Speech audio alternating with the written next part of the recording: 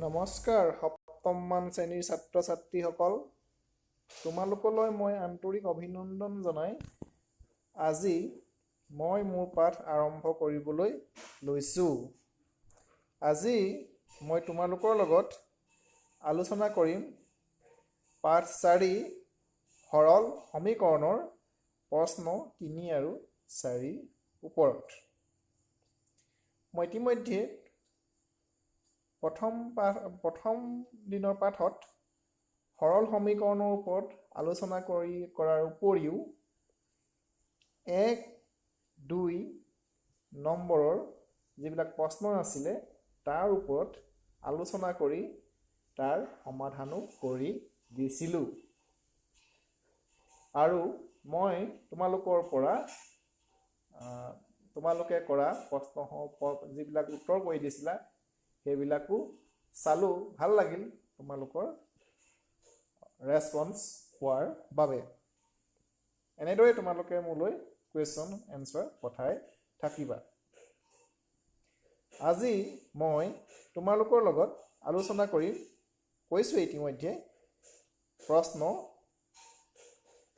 3 আৰু 4 যিসমূহ প্ৰশ্ন আছে তাৰ সেই প্ৰশ্নসমূহৰ ওপৰত আলোচনা কৰোঁ আহা। এতিয়া 3 নম্বৰ প্ৰশ্নত কি আছে চাওঁ আহা। 3 নম্বৰ 1 পেজ 67 তোমালোকে কিতাপ উলিয়াই লোৱা। 3 নম্বৰ 1ত কি আছে, অনুপমা, নিৰুপমা আৰু উপমাৰ বয়সৰ সমষ্টি 22 বছৰ। তিনিওগৰাকীৰ বয়সবোৰ যদি যোগ কৰা হয়, যোগ কৰিলে কিমান হয়? 22 বছৰ হয়। তাৰপিছত আৰু কেইটামান কণ্ডিশ্যন দি থোৱা আছে, তোমালোকে চাই লোৱা। অনুপমা নিৰুপমাতকৈ 1 বছৰ সৰু। অনুপমা নিৰুপমাতকৈ কি হয়? 1 বছৰ সৰু। উপমা নিৰুপমাতকৈ 2 বছৰ ডাঙৰ। উপমা নিৰুপমাতকৈ কি হয়? 2 বছৰ ডাঙৰ হয়। নিৰুপমাৰ বয়সেৰে সমীকৰণ গঠন কৰা। আমি এতিয়া এটা সমীকৰণ গঠন কৰিব লাগে। উপৰোক্ত যিবিলাক তথ্য দিছিলে সেই তথ্যৰ সহায়ত। আৰু আমাক কাৰ ওপৰত ভিত্তি কৰি সমীকৰণ বনাব কৈছে চাই লোৱা। নিৰুপমাৰ বয়সৰ ওপৰত। তোমালোকে ভালকৈ মন কৰিবা, নিৰুপমাৰ বয়স। গতিকে আমি সমীকৰণ বনাবলৈ আমি প্ৰথমতে তোমালোকে পাইছিলাই সমীকৰণত কি থাকে? চলক থাকে।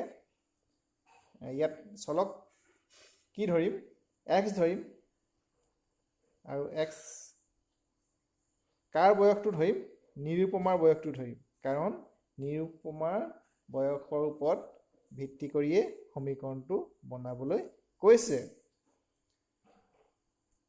গতিকে আমি কি কৰিম? নিৰুপমাৰ বয়সটো যিহেতু আমি নাজানো, তোমালোকে সমীকৰণত পাইছিলাই, সমীকৰণত কি থাকে? অজ্ঞাত ৰাশি থাকে।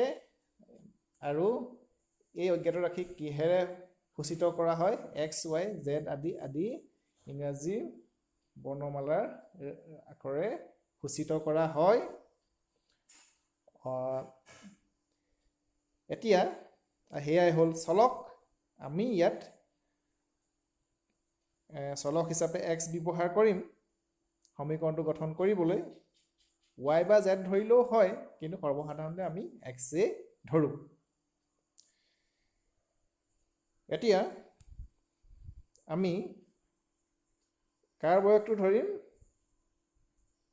যিহেতু নিৰুপমাৰ বয়সেৰে সমীকৰণ গঠন কৰিবলৈ কৈছে, গতিকে নিৰুপমাৰ বয়সটো আমি নাজানো, তাক আমি অজ্ঞাত ৰাখি x চলক ব্যৱহাৰ কৰিলোঁ।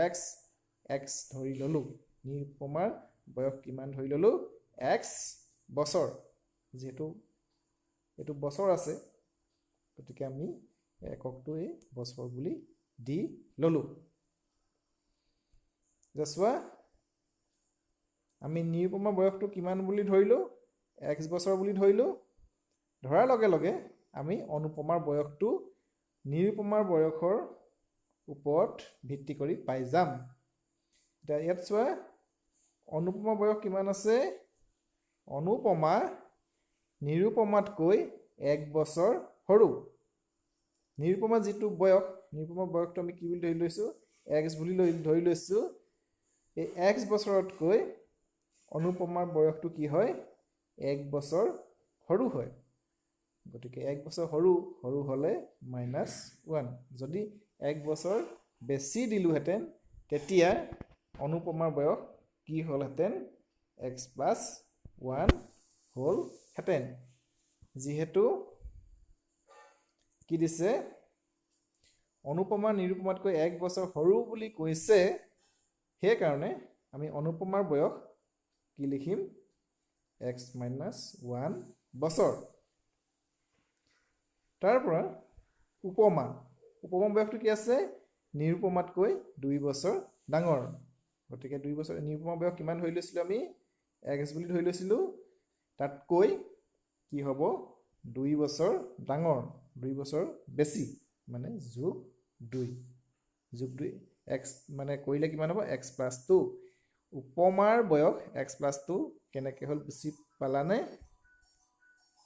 কেনেকৈ পালো নিৰুপমাৰ বয়স যেহেতু আমি ধৰি লৈছো x বছৰ বুলি গতিকে উপমাৰ বয়স কিমান হ'ব x + 2 যেহেতু উপমাৰ বয়স নিৰুপমাতকৈ 2 বছৰ ডাঙৰ এতিয়া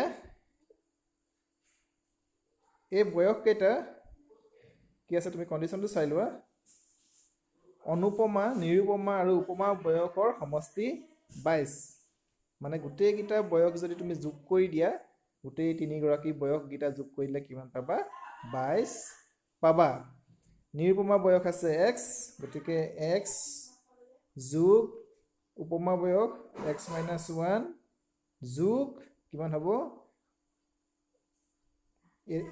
x টো হল নিৰুপমাৰ বয়স x - 1 হল অনুপমাৰ বয়স আৰু উপমাৰ বয়স আহিলে x + 2 এই তিনটা যোগ কৰিলে আমি কিমান পাম 22 এইটো 22 দি থোৱা আছে গতিকে এনেদৰে আমি এই সমীকৰণটো গঠন কৰিব পাৰিলো তোমালোকে চোৱা এই নিৰ্ণয় সমীকৰণটো কি হ'ব তেনেহলে গোটেই তিনি গৰাকী বয়স বিলাক আমি যোগ কৰি দিলো যোগ কৰিলে কিমান পালো সমান 22 যেন দি থোৱা আছে 22 বুলি আমি 22 ইফালে কাটি দিলো তাকে আৰু অলপ সৰল কৰি দিলে চাওচোন x কেটা আছে তিনটা আছে তিনটা x যোগ কৰিলে কিমান হ'ব 28x আৰু ইয়াত আছে বিয়োগ x ইয়াত আছে যোগ x বেলেগ বেলেগ চিন ডাঙৰ অংকটোৰ পৰা সৰু অংকটো বিয়োগ হ'ব দুটাৰ পৰা এটা গলে এটা হ'ব আৰু ডাঙৰ অংকটোৰ আগত কি আছে এইটো যোগ চিন আছে গতিকে যোগ x মানে 2 - 1 = 1 গতিকে অকমান আৰু অলপ অংকটো সৰল কৰি দিওঁ এইটো দেখিলানে নিৰ্ণয় সমীকৰণটো কি হ'ব তাত ফাইনালি কি পালোগে আমি 28x - 1 = 22 তোমালোকে এইবিলাক চাবা ক্লাস 8ত বা পিছলেও তোমালোকে এনেকে সমীকৰণ গঠন কৰি তোমালোকৰ পিছলে অংক কৰিব লাগিব গতিকে এতিয়াৰ পৰা গুৰুত্ব দিলে তোমালোকৰ ওপৰ শ্ৰেণীত সহজ হৈ পৰিব বুজি পালানে অনুপমাৰ বয়সৰ ওপৰত ভিত্তি কৰি কেনেদৰে সমীকৰণটো সৃষ্টি কৰিলো বুজি পালা নিৰুপমা বয়স আমি কি ধৰিলো x ধৰিলো অনুপমা বয়স গতিকে কিমান হ'ব x - 1 যেটো অনুপমা নিৰুপমাতকৈ 1 বছৰ সৰু উপমা বয়স কিমান হ'ব x + 2 হ'ব কিয়নো উপমাৰ 2 বছৰ ডাঙৰ আৰু গোটেই তিনিগৰাকী বয়স যোগ কৰিলে কিমান হয় যেটো 22 হয় গতিকে ইয়াত আমি পাই গৈছো এই তিনিগৰাকী বয়স এই গোটেই তিনিগৰাকী বয়সকেইটা যোগ কৰি দিলোঁ, যোগ কৰি সমান কিমান প্ৰশ্নটোৰ মতে 22 যিহেতু এইপিনে আমি 22 লিখি অংকটো তেনেদৰে কৰিলোঁ। তোমালোকে বুজি পালানে? ভালদৰে মন কৰিবা, পিছত আৰু এনেকুৱা ধৰণৰ অংক তোমালোকে ওপৰলৈ পাই গৈ থাকিবা। এতিয়া নেক্সট কুৱেশ্যনটো চাওঁ আহা। এই প্ৰশ্ন মই গোটেইকেইটাই আলোচনা কৰিম, কিয়নো যিহেতু ওপৰৰ ক্লাছত তোমালোকৰ ইয়াৰ যিবিলাক জ্ঞান তোমালোকৰ দৰকাৰ হ'ব। সমীকৰণ কেনেকৈ গঠন কৰা হয় এই জ্ঞানবিলাক তোমালোকৰ দৰকাৰ হ'ব ওপৰৰ শ্ৰেণীত।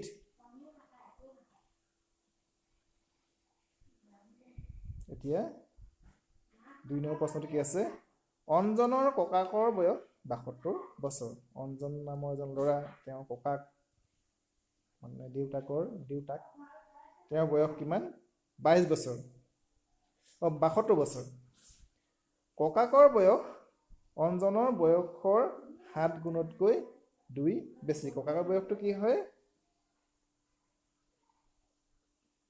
অঞ্জনৰ বয়সৰ 7 গুণতকৈ 7 গুণ কৰি 2 বেছি হয়।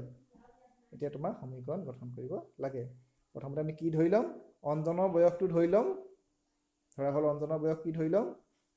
সমীকৰণ গঠন কৰিবলৈ হ'লে আমি প্ৰথম ধৰি ল'লোঁ, ধৰা হ'ল অঞ্জনৰ বয়স x বছৰ।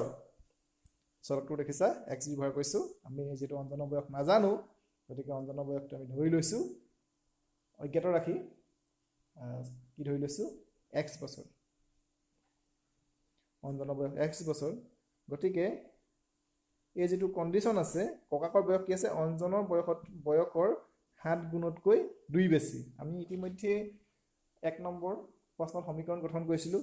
7 গুণতকৈ 2 বেছি। 7 গুণতকৈ 2 বেছি কেনেকৈ হয়? কোনো এটা সংখ্যা যে কৰিছিলোঁ 7 গুণতকৈ, এইটো 7x, 7 গুণতকৈ 2 বেছি যোগ 2 একেই। তোমাৰ ইয়াত কি লিখিম আমি? ইয়াত খালি আখৰ আছে। ককাকৰ বয়স কিমান হ'ব? অঞ্জনৰ বয়সৰ 7 গুণ,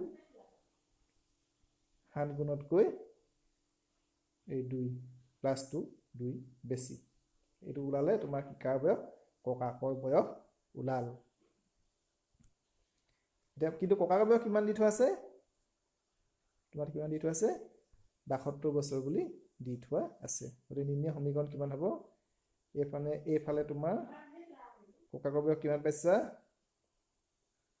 অঞ্জনৰ যিটো বয়সৰ ওপৰত ভিত্তি কৰি যিটো তুমি উলিয়ালা 7x প্লাছ 2, এই 7x প্লাছ 2 এইটো ককাকৰ বয়স 7x প্লাছ 2। অঞ্জনৰ বয়স x বছৰৰ ওপৰত ভিত্তি কৰি আমি ককাকৰ বয়স কিমান উলিয়াইছিলোঁ? 7x প্লাছ 2 উলিয়াইছিলোঁ। কিন্তু আমাৰ প্ৰশ্নটোত দি থোৱা আছে ককাকৰ বয়স কিমান? 72 বছৰ বুলি দি থোৱা আছে। এইফালে কি লিখিলে সেইকাৰণে 72।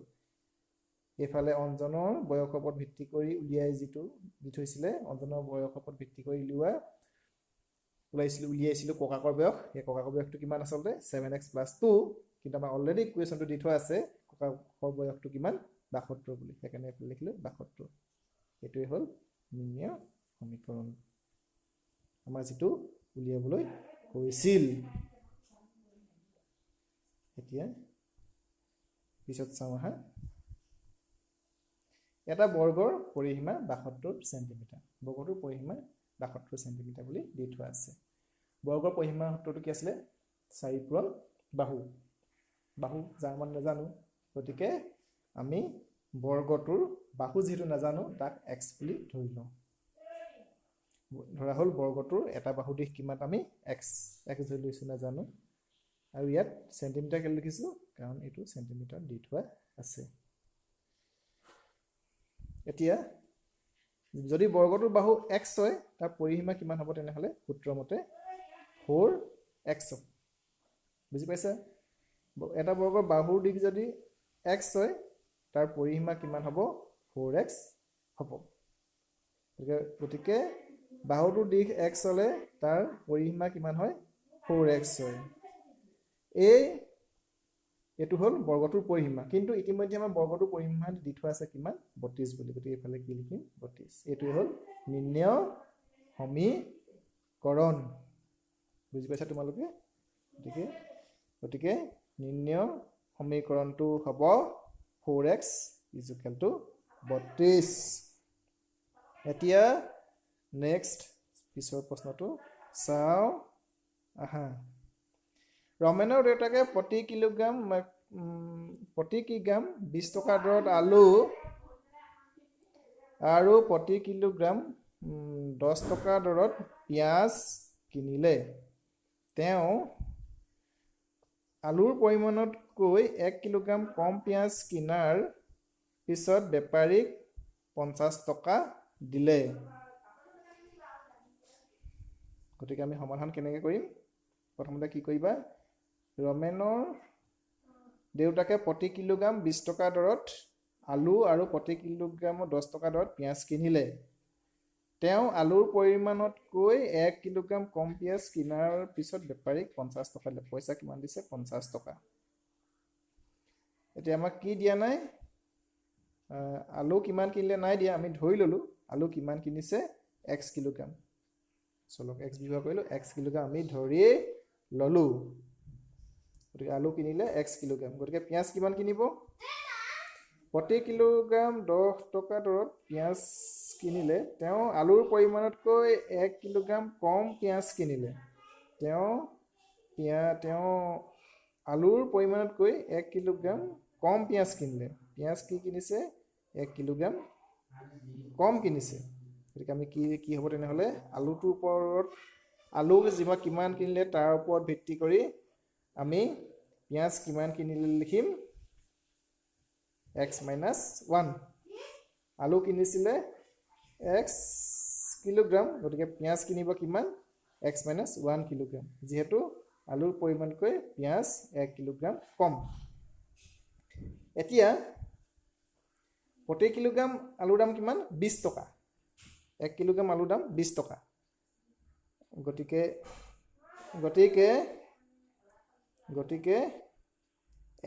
যেহেতু আলু কিনিছিল x কিলোগ্ৰাম গতিকে 1 কেজিত 20 টকা হলে x কেজিত হ'ব 20x তাৰ পিছত আহিলে তোমাৰ পিয়াজ কিমান কিনিছিল পিয়াজ কিনিছিল x - 1 কিলোগ্ৰাম আৰু 1 কিলোগ্ৰাম পিয়াজৰ দাম কিমান 10 টকা গতিকে পিয়াজৰ দাম কিমান হ'ব 10x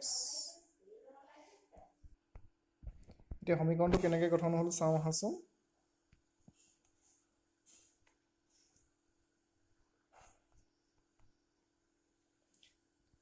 (20x plus 10x minus 1 is equal to 50) মানে বুজি পাইছানে আলু আছিলে আলু কিমান কিনিছিলে x কিলোগ্ৰাম কিনিছিলে প্ৰতি পাৰ কিলোগ্ৰামত কিমান আছিলে 20 টকা গতিকে যেহেতু x কিলোগ্ৰাম কিনিছিলে 20 * x তাৰ পিছত পিয়াজ কিমান কিনিছে x - 1 কিলোগ্ৰাম ইমান কিলোগ্ৰাম পিয়াজ আৰু তাক কিহে পূৰণ কৰিব লাগিব 1 কেজিত কিমান 10 টকাকৈ গতিকে 10 হে পূৰণ কৰিব লাগিব মানে কি হ'ল ধৰা 1 কেজি পিয়াজৰ দাম যদি 10 টকা হয় 2 কেজি পিয়াজৰ দাম কিমান হ'ব 20 টকা মানে 10 পূৰণ 2 3 কেজি পিয়াজৰ দাম কিমান হ'ব 10 পূৰণ 3 4 কেজি পিয়াজৰ দাম কিমান হ'ব 10 পূৰণ 4 তেনেকৈ পিয়াজ কিমান কিনিছিলে x - 1 সেইকাৰণে 10 পূৰণ এইটো পূৰণ হয় পূৰণ x - 1 এইটো বুজি পাইছেনে ঠিক তেনেকৈ 1 কেজি আলুত যদি 20 টকা হয় 2 কেজি আলুৰ দাম কিমান হ'ব 40 টকা মানে 20 পূৰণ 2 3 কেজি আলুত কিমান হ'ব 20 পূৰণ 3 তেনেকৈ কিমান কিলোগ্ৰাম আলু কিনিছিলে 3 কিলোগ্ৰাম আলু কিনিছিল ওকে x কিলোগ্ৰাম আলু কিনিছিল গতিকে আলুৰ দাম কিমান হ'বগে 20 টকাকে কিমান কেজি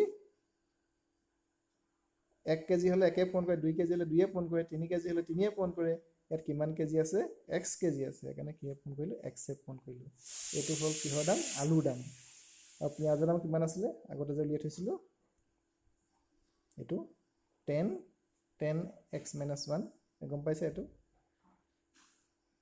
আৰু আলু কিমান আছিল কিমান কিনিছিলে 20 পূৰণ x আৰু এই আলু দাম আৰু পিঁয়াজৰ দাম দুইটা লগ খুৱাই দিলে কিমান হয় 50 টকা হয় যিটো দোকানী দিছিল তাৰপৰা এইটো অকণমান সৰল কৰি দিছোঁ 20x এইটো 10 পূৰণ কৰিলোঁ 10x আৰু 10 গুণ 10 হ'ল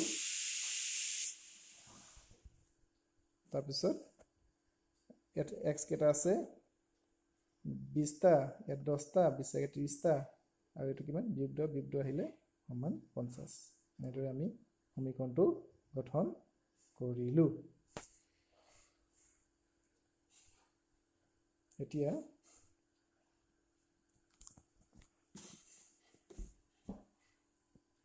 আমি পিছতো চাওঁ হা ত্ৰিভুজৰ দুটা কোণৰ মাপ ত্ৰিভুজৰ দুটা কোণৰ মাপ আটাইতকৈ সৰু কোণটোৰ যথাক্ৰমে 2 গুণ আৰু 3 গুণ ত্ৰিভুজৰ তিনিটা কোণৰ মাপৰ সমষ্টি 180 ডিগ্ৰী আমাক কুৱেশ্যন দি থোৱা আছে সমাধান কৰিম ধৰ সৰু কোণটো x গতিকে আন দুটা কোণ কি হ'ব তেনেহ'লে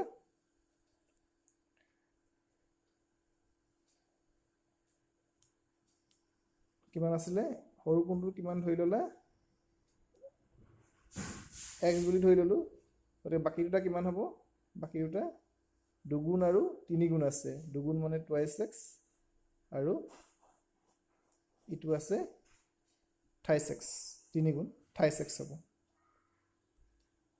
যেহেতু ত্ৰিভুজৰ তিনিটা কোণ যোগ কৰিলে কিমান হ'ব তোমাৰ 180 ডিগ্ৰী 180 ডিগ্ৰী হয় ত্ৰিভুজৰ তিনিটা কোণ যোগ কৰি দিলে মানটো আমি 180 পাম কিন্তু আমি ইয়াৰ পৰা সৰু কোণৰ ওপৰত ভিত্তি কৰি আমি কি পাইছিলোঁ কোণ তিনিটা কেনেকৈ পাইছিলোঁ সৰু কোণটো x দ্বিতীয় কোণটোৰ মানটো কিমান twice x আৰু তৃতীয় কোণটোৰ মান thrice x এইকেইটা সৰু কোণৰ ওপৰত ভিত্তি কৰি পোৱা মান এইকেইটা মান x যোগ twice x দ্বিতীয় কোণটো এইটো হ'ল thrice x হ'ল তৃতীয় কোণটো এই গোটেই তিনিটা হ'ল সেই ত্ৰিভুজটোৰ কোণ তিনিটাৰ মানৰ যোগফল আৰু যেহেতু ত্ৰিভুজৰ তিনিটা কোণ যোগ কৰিলে কিমান পাম আমি এইপিনে সমান কিমান পাম 180 ডিগ্ৰী পাম গতিকে সমীকৰণ আকাৰত লিখিলে এইদৰে হ'ল অলপমান সৰু কৰি দিলে কিমান হ'ব অলপ সৰু এইটো x কেইটা আছে এটা মই কৈ দিছোঁ ইয়াত নহ'লগৈ এইটো twice x এইটো thrice x মানে কিমান হ'ব তিনিটা 2 3 5টা আৰু এটাই 6টা 6x সমান 180 এনেদৰে ইয়াৰ পিছৰ খাই লিখি ল'বা ঠিক আছে নেক্সট চাওঁ আহা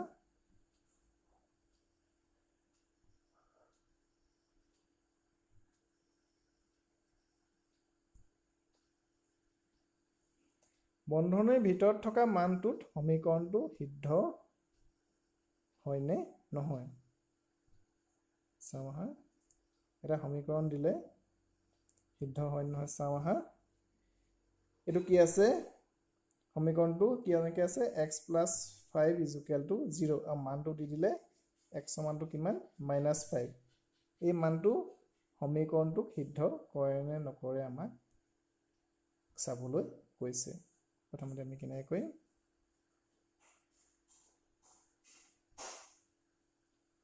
প্ৰথমতে যেহেতু আমি কৈছিলোঁ সমীকৰণত সমান দুটা পক্ষ থাকে সমান চিহ্নৰ সোঁ হাতে থকাটো সোঁপক্ষ এইটো পক্ষ এইটো মানে গোটেইটো নহয় এইটো সোঁপক্ষ সমীকৰণ আছিলে x সমীকৰণটো হ'ল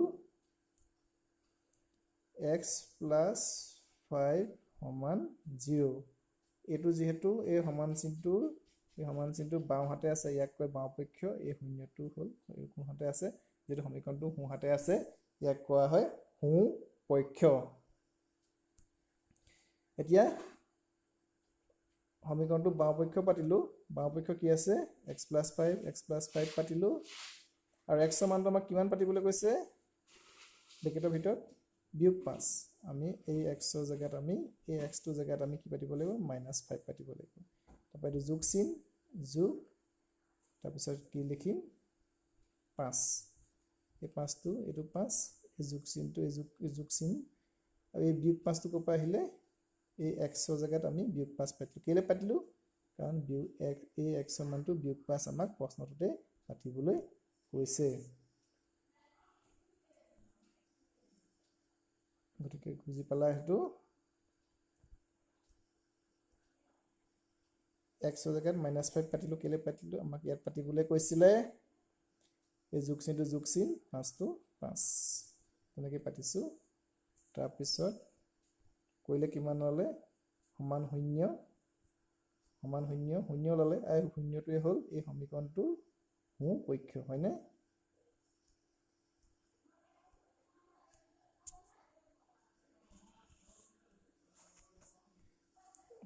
যেহেতু সমীকৰণটোৰ সোঁ পক্ষ ওলাই গ'ল সেইকাৰণে যেহেতু ওলাই গ'ল তুমি বাওঁ পক্ষত এক্সৰ মানটো বহুৱাই সোঁ পক্ষটো পালাগে গতিকে বন্ধনীৰ ভিতৰত থকা মানটো সমীকৰণটো সিদ্ধ হয় যদি সোঁ পক্ষ নোপোৱা তেতিয়াহ'লে সিদ্ধ নহয় নেক্সটটো চাওঁ আহাচোন কি কৈছে 2x - 8 = 7 x সমান কিমান পাতিবলৈ কৈছে -4 চাওঁ আহা বাওঁপক্ষ পাতি লৈছোঁ 2x - 8 বাওঁহাতে আছে বাওঁপক্ষ এই সমীকৰণটো বাওঁহাতে আছে এইটো বাওঁপক্ষ পাতিলোঁ এতিয়া কি হ'ব এইটো 2 এই এক্সৰ জেগাত আমাক কি পাতিম 4 পাতিম কেলে পাতিলোঁ ইয়াত 4 পাতিবলৈ কৈছে আৰু এই পূৰণ চিনটো ক'ৰ পৰা আহিলে এইটো যিহেতু 2x দেখিছেনে 2x এইটো 2x আছে 2 আৰু x কি হৈ আছে পূৰণ হৈ আছে সেইকাৰণে এইটো পূৰণ চিন আৰু এইটো মাইনাছ চিন আৰু এইটো 8 এইটো 2x এইটো 2 পূৰণ আৰু x ৰ জেগাত 4 পাতিলোঁ এইটো বিয়োগ চিন বিয়োগ আৰু এইটো -8 দেখিছে তাৰপিছত তোমালোকে 2 4 8 2 4 কৰিলে 8 বিয়োগ 8 বিয়োগ 2 4 8 এইটো বিয়োগ 8 আছে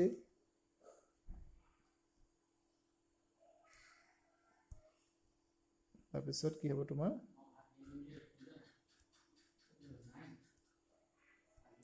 8 পৰা 8 গ'ল 0 পালোঁ যিটো সমীকৰণটোৰ সুপক্ষ নহয় সুপক্ষটো কিমান আছে 7 আছে গতিকে এইটো কি হ'ব যেটো নহয় তুমি দেখিছে যেটো 0 ল'লে 0টোৱে 7টো হয় জানো নহয় সেইকাৰণে কাটি দিছো নট ইকুৱেল টু সুপক্ষ নহয় যেটো নহল গতিকে বন্ধনীৰ ভিতৰত থকা মানটো সমীকৰণটো সিদ্ধ নহয় বুজি পালা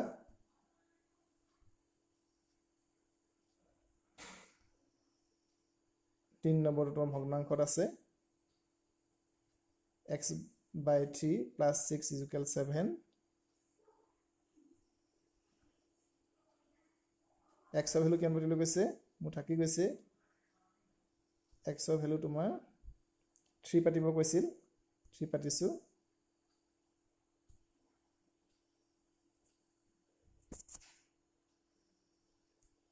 চাই লবা x = কিমান পাতিবলৈ কৈছিলে x = 3 পাতিব কৈছে 3 ইয়াত x = 3 পাতিব কৈছে মানে ব্ৰেকেটৰ ভিতৰত এতিয়া কি হ'ব তোমাৰ এটো x/3 বাওঁপক্ষ x/3 + 6 + 6 এটো পাতিলো বাওঁপক্ষটো তাৰ পিছত x/3 এটো ভগ্নাংশ চিন পাতিলো তলত 3 আছে 3 পাতিলো ওপৰত x ৰ ভ্যালু কিমান আছিল x ৰ ভ্যালু কিমান পাতিলৈ গৈছে হয় না চাবলৈ 3 পাতিলো এই যোগ চিন যোগ আৰু এটো 6 তো কি হ'ব 3 3 কটাকটি গলে 1 থাকিব 1 + 6 = 7 এটো 7 ললা নে সুপক্ষ চাইলে তোমালোকে সমান সুপক্ষ এটাকে বন্ধনীৰ ভিতৰত থকা মানটোত সমীকৰণটো সিদ্ধ হয়। এতিয়া তোমালোকে বাকি প্ৰশ্নকেইটা নিজে কৰিবলৈ যত্ন কৰিবা। ধন্যবাদ।